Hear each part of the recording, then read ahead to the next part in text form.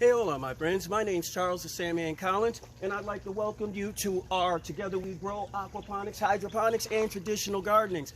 I hope you guys that have followed over here from the documentary from Paragraphic, props to them for making it. I hope you've been enjoying your time visiting with us and hanging out with us over here.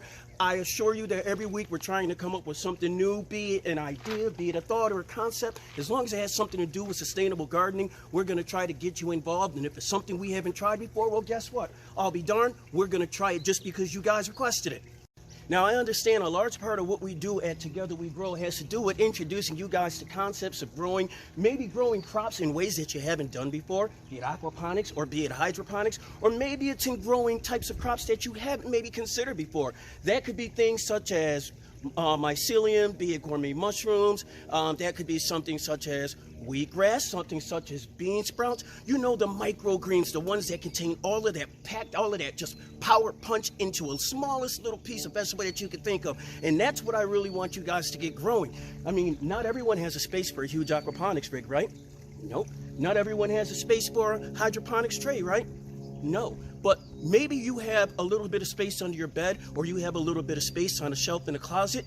Maybe you have a little bit of space on a counter, or maybe even a railing. Either way, at Together We Grow, we're gonna try to come up with a solution to get you growing sustainably and as healthy as possible in the comforts of your very own home. Now, my friends, one of the most important things I always try to remind folks to consider when it comes to sustainable gardening is space is room. You always hear me saying, and I know I said it earlier in this particular video, you know, not everyone may have enough room for a huge aquaponics garden. But you know what? It's not about the size of the space you have. It's about how you utilize that space. And as I always tell my kids, you know, if you could offer me a handful of gold coins in one hand and a handful of seeds in the other, in a dystopian world, which one am I gonna go with?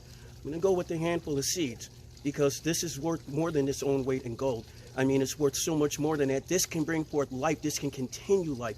And this is one of the simplest and easiest things to grow.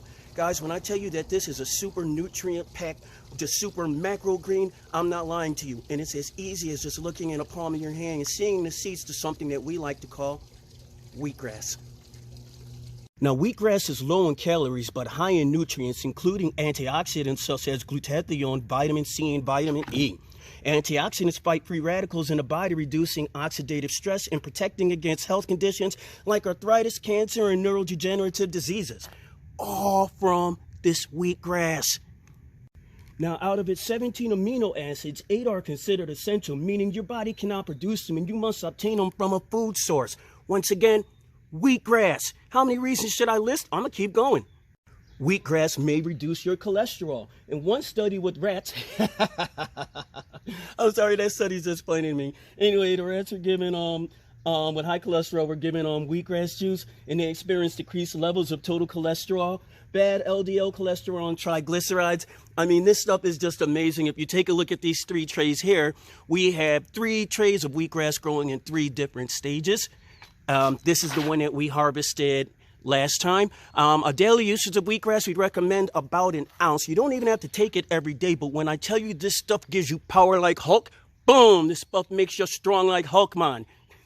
When it comes to us growing our wheatgrass at home, like I said, we have a tray going in a different stage at all times.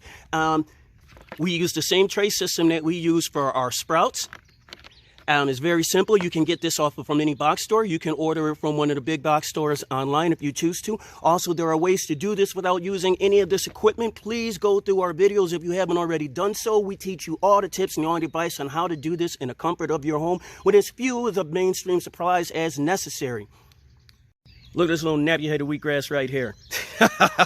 One thing I like to do, if I'm ever trying to focus on a thought or focus on a concept or a design, I actually come to one of the trays that aren't finished, and I'll just take my time in which each thought that I think through, that I make my way through, I actually trim a little bit of the wheatgrass down so that you end up with somewhat of a uniform shape. I've even thought about starting wheatgrass clubs. Hey guys, let's grow some grass. Let's grow the right kind of grass.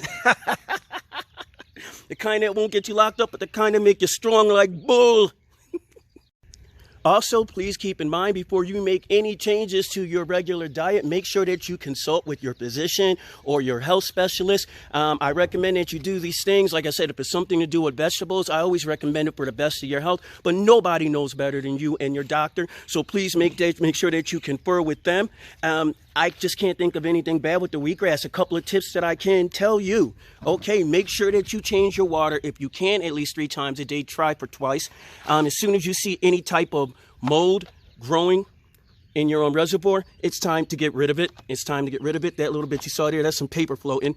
But also, you can tell by the size of your roots. You see the white part right here? Those are your roots. When your roots get about 2 inches long, it's time to really just get rid of the wheatgrass. But the best thing about this is you can easily just lift this tray up just like this, boom, and just dump the entire thing, just dump this entire mat into the chicken coop. And guess what?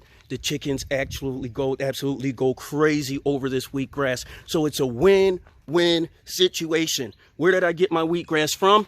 Well, I ordered this years and years and years ago, and I believe this was from the big snake company, or the big river company, as I like to call them. It's lasted me for the longest time. Please make sure that you do get your seeds from a reputable dealer or specialist. If you can keep it local, do so. Try to keep that money local, guys. We got to take care of each other, right?